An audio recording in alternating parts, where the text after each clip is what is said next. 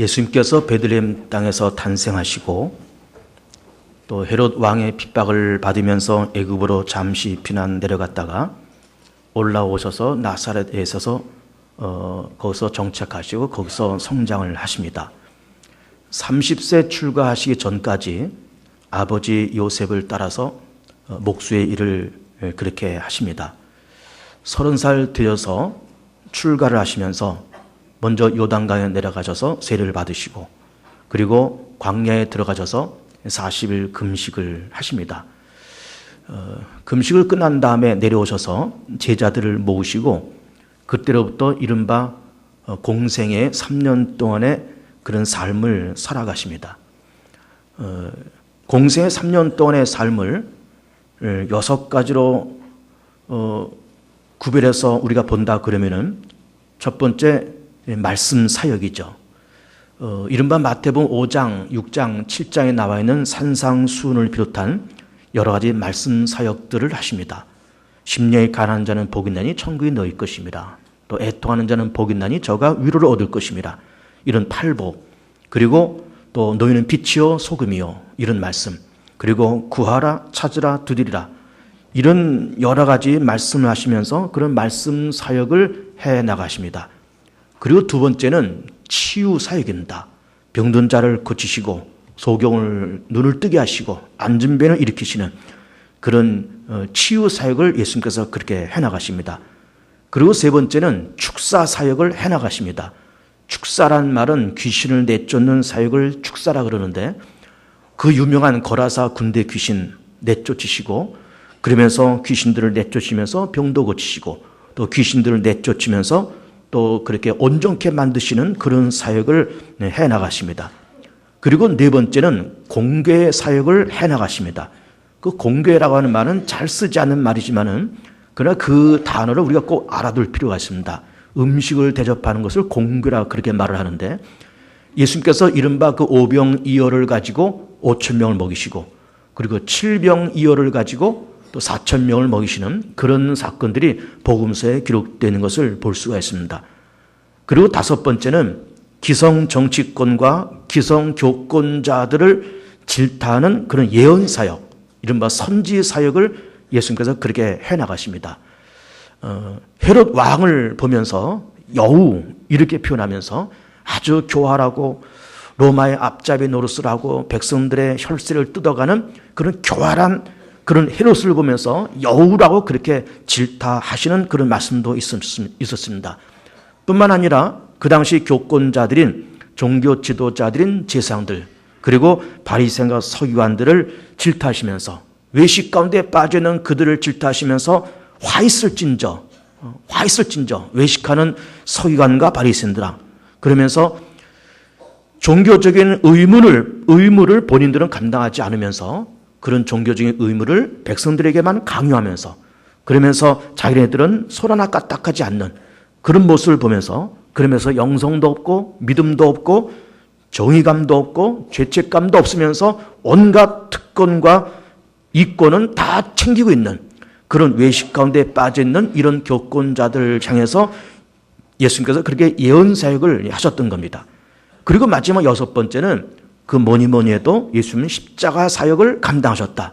이렇게 보는 겁니다. 예수님께서 이 땅에 오셨을 때부터 십자가를 짊어지고 온 백성을 위해서 죽으시기 위해서 이 땅에 오셨습니다. 영광받기 위해서 오신 것도 아니고 이스라엘의 왕이 되시려고 오신 것도 아니고 어떤 인기 영합을 위해서 오신 것도 아니라 죽으시기 위해서 오시고 가룟 유다가 배신하고 빌라도가 사형 언도를 내리고 그런 사건이 있어서 예수님의 십자가의 죽음에 기여한 바가 있지만은 사실은 그것은 예수님의 십자가 사건을 보기 위해서 어떤 주변에서 일어나는 사건에 불과한 것이지 예수님께서는 본래 이 땅에 오실 때부터 십자가에 죽으시기 위해서 만백성의 허물과 죄를 담당하시고 십자가에서 죽으시기 위해서 이 땅에 오신 겁니다. 이렇게 6가지 사역을 예수님께서 하시기 위해서 이 땅에 오셨고 또 그 6가지의 사명을 다 완성하시고 또 특별히 마지막 사명인 십자가를 짊어지고 죽으시고 부활하시는 그 사역을 완벽하게 수행하셨다. 이렇게 우리는 보는 겁니다. 오늘은 우리는 2013년도 종료주일을 맞이했습니다. 종료주일은 예수님께서 33년 동안의 삶을 마치시고 이제 마지막 사역인 십자가에서 죽으시고 부활하시기 위한 그 사역을 감당하시고자 예루살렘 성에 그렇게 들어가시는 그 날을 우리는 길에서 종려주일 그렇게 이야기합니다. 종려나무, 아주 잎사귀가 크고 화려한 그런 나무죠. 예수님께서 나귀 타고 예루살렘 성에 입성하실 때 예루살렘 성읍 사람들이 종려나무 가지를 꺾어서 호산나 다윗의 자손이여 하면서 예수님을 열렬히 환영했던 것을 기려서 우리는 종려주일로 오늘 그렇게 지키고 있습니다. 호산나라고 하는 말은 구원하소서라는 말입니다. 우리를 구원해 주셔서 죄에서 구원해 주시고 로마의 압제에서 구원해 주시고 사망길에서 우리를 구원해 달라는 그런 외침과 그들의 환영을 받으시면서 예루살렘 성에 그렇게 입성을 하십니다. 그렇게 입성하시고 이 한 주간 동안 우리는 고난주간을 지나가고 그리고 우리는 다음 주일에 부활주일을 그렇게 지나갈 겁니다. 이 종려주일과 부활주일 사이를 우리는 고난주간 그렇게 이야기를 하고 이 고난주간 한 주간 동안에 예수님께서 예루살렘 성을 드나드시면서 거기서 여러 가지 설교 말씀을 하셨던 것을 오늘 복음서를 통해서 볼 수가 있습니다. 과부의 헌금 이야기, 우리가 지난번에 본 바가 있죠. 부자가 낸 헌금, 과부가 낸 두 렙돈, 그걸 보시면서 이 과부가 저 부자보다 더 많이 내었도다. 이런 말씀도 역시 고난주간 때 하셨던 그런 말씀이고, 포도원 농부 이야기, 어느 주인이 포도원을 만들고 세를 주고 간 다음에 세를 받으려고 종들을 보냈더니 때리고 그냥 보내고 또 때리고 그냥 보냈다. 마침에 아들을 보냈더니 이 농부들이 그를 상속자로 여기면서 상속자를 죽여 이 포도원을 뺐자 하고서는 그 아들을 포도원 밖에 나가서 죽였다. 이런 포도원 농부 이야기, 그 이야기도 고난주간 때 다 하셨던 말씀인 겁니다. 혼인잔치 이야기도 마찬가지고 가이사에게 세금을 바쳐야 되느냐 말아야 되느냐라는 이런 가이사에 대한 이야기도 이 고난주간 때 예수님께서 예루살렘 성에 들어가셔서 하셨던 그런 설교인 것이죠. 그리고 목요일 저녁에 12 제자들과 함께 최후의 만찬하시고 발을 씻겨오시고 그리고 겟세마네 동산에 올라가셔서 기도하시고 그리고 가룟 유다에 의해서 체포당하시고 그리고 가야바 법정 그리고 헤롯 법정 그리고 마지막에 빌라도 법정에 가서 재판받으시고 사형 언도를 받으시면서 금요일 오전에 십자가에서 달리시고 그리고 금요일 오후에 운명하십니다. 그리고 금요일 지나고 토요일 지나고 주일 새벽에 예수님께서 그렇게 부활하시는 이런 아주 역동적인 일들이 이런 종려주일, 고난주간, 부활주일 이렇게 일어나는 사건을 우리는 성경을 통해서 볼 수가 있는 겁니다. 우리는 오늘 종려주일을 맞이하고 또 이번 한 주간 고난주간을 지나고 또 성금요일 예수님께서 우리 위해서 죽으시고 또 부활주일날 부활하시는 이런 역동적인 사건을 지나가는 이런 특별한 절기를 지나가면서 예수님의 십자가 사건, 예수님의 죽음 사건을 세 가지로 이 시간 조명을 해보고자 합니다. 첫 번째는 예수님께서 그렇게 십자가에서 죽으신 까닭은 물론 우리를 위해서 죽으신 것이지만은 그 뒤에는 여러 가지 암투가 있었다라는 것을 볼 수가 있습니다. 유대 교권자들, 정치 기득권들 이들 향해서 조금 전에 말씀드린 것처럼 예수님께서 예언 사역, 선지 사역을 했다. 이런 말씀을 드렸지 않습니까? 그러면서 부패한 그리고 외식에 빠진 바리새인과 서기관들을 질타하면서 화 있을 찐저 이렇게 말씀하시고 헤롯 왕을 보면서 너는 여우다 이렇게 말씀하시는 그 말씀을 통해서 이 바리새인과 그리고 헤롯 왕 이런 교권자들과 기득권 세력이 예수님에 대한 반감을 갖기 시작하면서 저 예수가 누구냐? 누군데 우리 이렇게 질타하느냐? 그러면서 그 반감이 생기면서 결국 부정적인 반감이 생기면서 예수님을 십자가에 죽이자라는 그런 모함이 일어났다라는 것을 볼 수가 있는 겁니다. 우리는 예를 들면 누군가 어떤 나쁜 사람이 있을 때 너 나쁜 놈이야 라고 이렇게 말하면 너 이런 죄를 졌지 이런 잘못된 일을 저질렀지 너 이거는 안 되는 거야 이렇게 살면 안 돼 라고 누군가가 우리한테 지적을 해주면 정말로 양심이 있고 될성 싶은 사람 같으면은 그런 지적을 받으면서 아 그래 내가 저 사람한테 저 친구한테 지금 이런 말을 듣고 있는데 심지어 내 연하의 사람한테서 내 이런 꾸지람과 이런 질책을 받고 있는데 그래 내가 그런 말을 들어도 싸지 내가 이렇게 지금까지 잘못 살아왔고 내가 세상을 마음대로 살았는데 지금 이 사람이 나한테 이렇게 말한 것이 옳아. 그렇지 내가 좀 기분 나쁘지만 이 쓴소리지만은 그 쓴소리를 내가 삼키고 정말 이 사람의 충고처럼 내가 좀 모든 것을 정리하고 개과천선하면서 내가 좀 바로 살아야지. 이렇게 반응을 하면 옳은 사람이고 그래야 사는 건데, 예수님의 그 선지 사역을 통해서 질타받고 지적받은 이 유대 교권자들과 헤롯 왕이 그런 예수님의 지적을 받으면서 반성하지 않고 거기에 긍정적인 응답을 하지 않고 부정적인 생각을 가지면서 네가 뭐냐? 네가 뭐냐? 어디 한번 두고 보자. 그러면서 불편한 감정을 가지면서 결국 이 사람들이 모함을 꾸미면서 예수를 십자가에 죽이는 그런 일을 벌이고 있다라는 것을 볼 수가 있는 겁니다.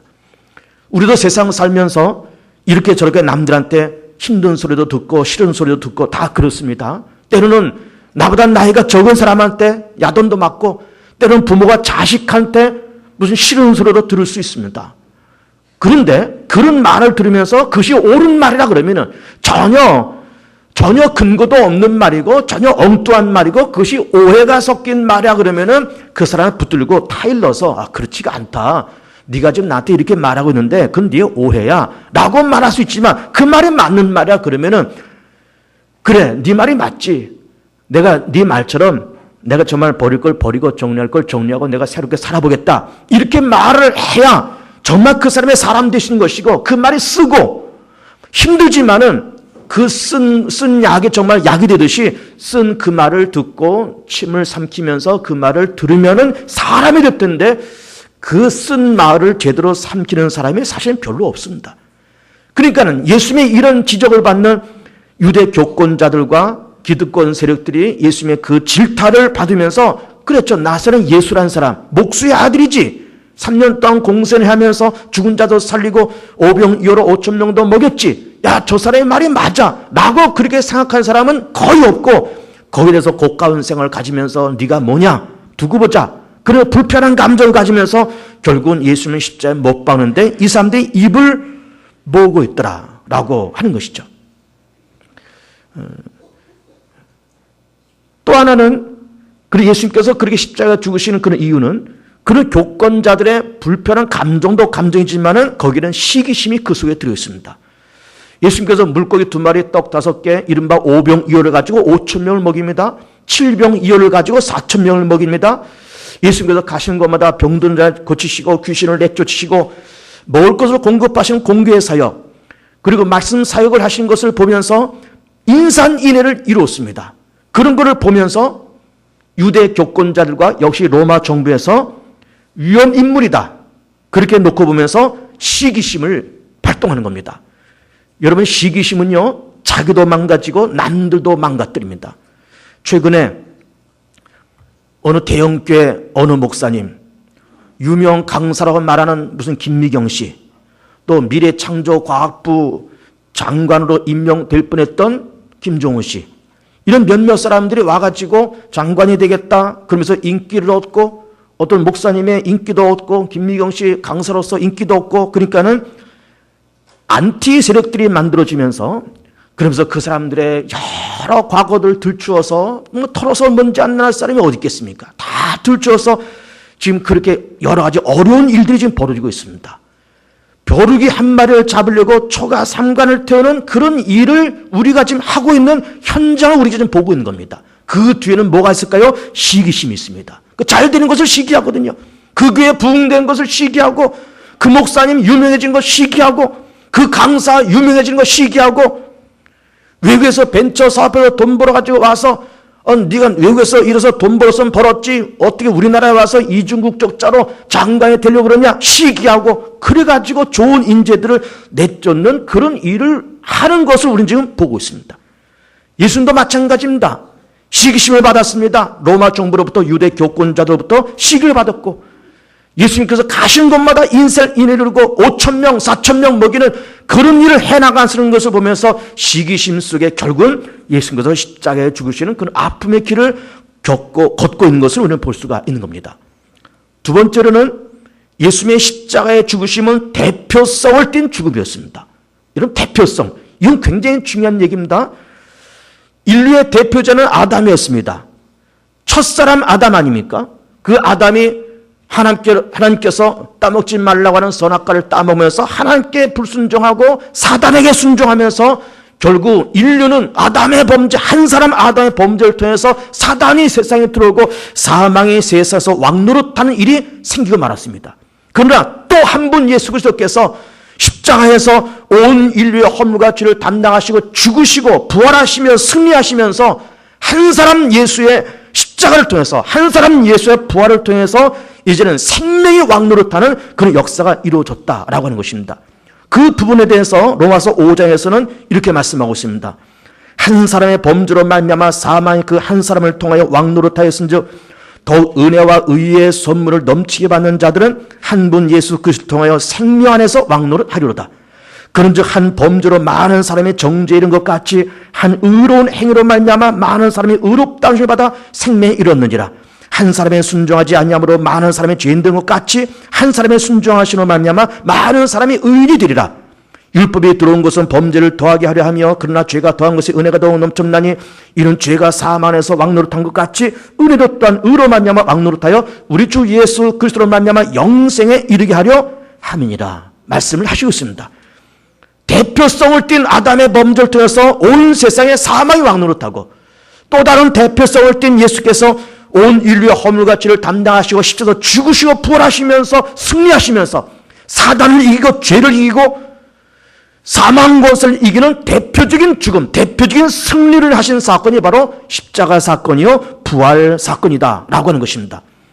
우리는 대표성을 띄웠다라고 하는 것을 설명하기 위해서 가장 적절한 예는 다윗과 골리앗의 싸움입니다.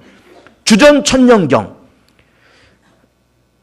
다윗은 아직 군대에 나가기 전에 이스라엘 군대와 블레셋 군대가 엘라골짜기를 중심해서 전쟁에 붙었습니다. 블레셋 군대 장관 골리앗이 나타나서 소리를 지르면서 자, 나와 1대1로 싸워서 이길 자를 내보내라. 우리가 이기면 너희들은 우리의 종 되고 또 너희가 이기면 우리가 너희들의 종 될 테니까 한 사람 대표자를 보내라. 그랬더니 이스라엘 사람들이 사울 왕을 중심해서 누구도 그 앞에 골리앗 앞에 나서는 사람이 없었다는 겁니다. 성경을 보면 골리앗의 키가 얼마냐? 6규빗하고도 한 뼘이라고 했어요. 6규빗 한 뼘. 규빗이 얼마입니까? 규빗은 팔꿈치서부터 손끝까지가 한 규빗이에요. 대체로 45cm 내지는 50cm가 한 규빗인데 6규빗 한 뼘이라 그러면 어림잡아 3m입니다. 3m 되는 그 거인, 그것도 그냥 거인이 아니라 어려서부터 싸움으로 몸이 다져진 사람이에요. 싸움이라 그러면 누구한테도 접은 적 없는 사람, 그 3m 되는 골리앗과 1대1로 싸워서 나갈 사람이 이스라엘에 없었다는 거예요. 벌벌 떨 때 다윗이 사울왕 앞에 가서 내가 가겠습니다. 할례 없는 저 민족한테 우리가 모욕을 받을 수 없습니다. 너는 칼과 창과 단차로 내게 오거니와 나는 네가 모독한 만군의 하나님 여호와 이름을 가노라. 그러면서 사울왕한테 내가 가겠다고 그렇게 나서면서 평소에 양을 길리면서 썼던 그 돌멩이 던지는 기술, 성경에서 그것을 물맷돌 이렇게 말을 하는데 돌멩이를 가죽끈에다가 걸어서 이걸 빙빙 돌려서 집어 던지는 것을 물맷돌이라고 합니다. 다윗은 이것이 선수입니다. 아버지의 양떼를 기르면서 곰들이 쳐들어오고 사자들이 쳐들어와서 양떼를 집어삼킬 때 그런 돌을 돌려서 집어 던지면서 곰을 물리치고 사자들 때려잡았던 그런 추억이 있습니다. 그래서 저까지 거 짐승 곰도 내가 때려잡고 짐승 사자도 잡았는데 할례 없는 하나님 모독하는 저것 하나 내가 못 묻히겠는가? 그러면서 물맷돌 5개를 들고 가서 이거를 집어던져서 그러면서 골리앗의 머리를 깨고 골리앗을 쳐부십니다. 다윗의 승리는 이스라엘의 승리였어요. 골리앗의 패배는 블레셋의 패배였습니다. 예수의 죽으심은 우리를 위한 대표적인 죽음이고 예수의 부활과 승리는 인류의 대표적인 승리, 대표적인 부활이요, 대표적으로 죄를 이기고 사망 것을 이기고 사단을 이기는 대표적인 승리요, 대표적인 부활 사건임을 믿기를 축복합니다. 세 번째 예수님의 죽음의 사건은 대속의 죽음으로 이렇게 표현할 수 있습니다. 대속의 죽음. 여러분, 대속이라는 말은 조금 어렵지만 아까 공개와 마찬가지로 이 대속이나 구속이라는 말도 꼭 우리가 믿는 사람들은 이해를 해야 되는 그런 단어입니다. 값을 지불하고 건지는 것, 마땅한 대가를 지불하고 건지는 것, 이것이 대속입니다. 노예의 몸값을 지불하고 자유를 주는 것. 어떤 사람이 감옥에 들어가서 10년을 살고 20년 살아야 되는데 10년 살고 20년 사는 그런 징역살이 대신에 돈을 지불하고 자유를 얻는 것. 이게 대속인 겁니다. 우리는 다 죄가 있는 겁니다. 죄가 없는 사람 아무도 없잖아요. 모든 사람의 죄를 보면서 하나님이 영광이지 못하고 이 죄의 대가는 죽음인 거예요. 작은 죄를 저질러도 죽음이고 큰 죄를 저질러도 죽음인 겁니다. 작은 죄를 저지르면 뭐 조금 야단 맞고 큰 죄를 죄지면 더 큰 야단을 맞고 그런 것이 아니라 바늘도 또 도둑이고 그 대가는 죽음이고 소도둑도 도둑이고 그 대가는 죽음인 거예요.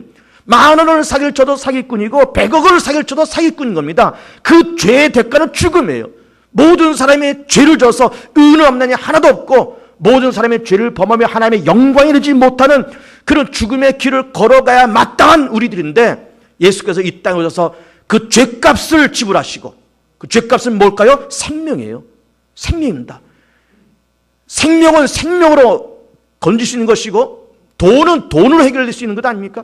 내가 누구로부터 돈을 빌렸다. 금융기관으로부터 돈을 빌렸다. 그럼 이거를 그만한 상당한 돈과 이자를 갚아야 이게 문제가 해결되는 것 아닙니까? 내가 죄 때문에 죽어야 되는데 누군가 나를 대해서 대신 죽어야 내 죄가 용서되고 나는 사는 겁니다. 그런데 하나님의 아들 예수께서 이 땅에 오셔서 우리를 대신해서 우리 죄를 담당하시고 십자가에서 죽으심을 통해서 예수의 십자가 피값을 지불하시고 우리를 죄와 사망에서 사단의 행위에서 건지고 살리고 하나님의 자녀 삼으셨음을 믿으면서 감격 속에 이 종료주일과 고난주간을 보내시는 여러분들 되시를 축복합니다.